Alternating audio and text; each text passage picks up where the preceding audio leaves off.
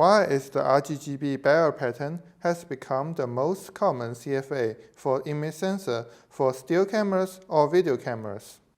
Well, I think partly it's a bit of a legacy issue for sure. I think because RGBG has become such a popular thing and it's been around for so long, most people who work on image sensors and downstream algorithms are familiar with how to deal with that type of data. So if someone comes around with a completely over the top new pattern, then you need to design basically a new low level algorithm that takes that raw data and makes an image. So, I mean, that's just way too much work. And perhaps the amount of gain that you get in the end might not be that much in the overall grand scheme of things.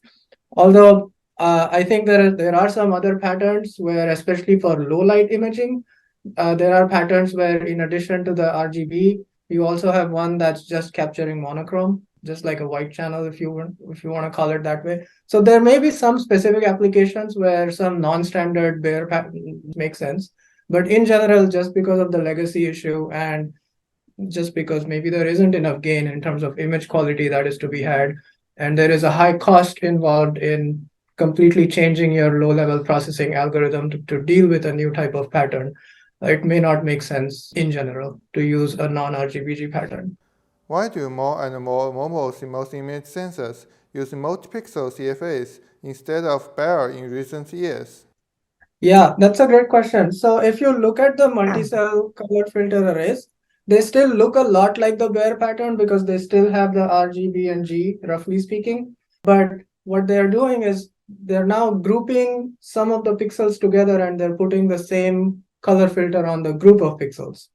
Now, the reason for that is for smartphones and mobile image sensors, there is a constant push towards making their pixel sizes really small for the mobile phone market. And that's just because you want your phones to be small, you want the image sensor to be really small, but you still want the high resolution image, right? So the only way you can do that is you have to make the pixel smaller. Now, if you make the pixel smaller, each pixel will collect less light. And if it collects less light, then you have to deal with noise, right? There's just no way around it. There's that physical limitation where if the pixel is smaller, then there will be noise in your final image. So the way you can deal with that noise is you do what's called binning, where you combine a bunch of pixels together, right? And that's a way to boost the amount of signal that you get back.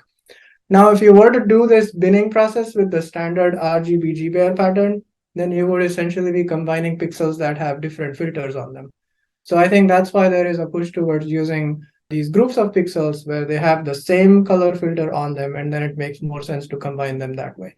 So in the end, it's just a trade-off where you're improving your image quality, you're reducing the amount of noise by paying a small amount of penalty in terms of the spatial resolution.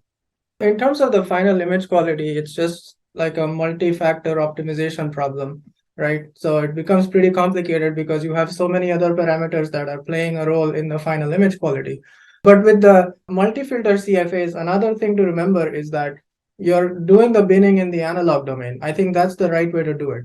If you do the binning after digitization, then you've already paid the penalty because the A to D converter has already added some noise in there, right? So then you lose the amount of gain that you could potentially get if you combine that signal while you were in the analog domain. And I think that's where there may be some perceptible improvement if you do it in that analog domain as opposed to doing it digitally later on.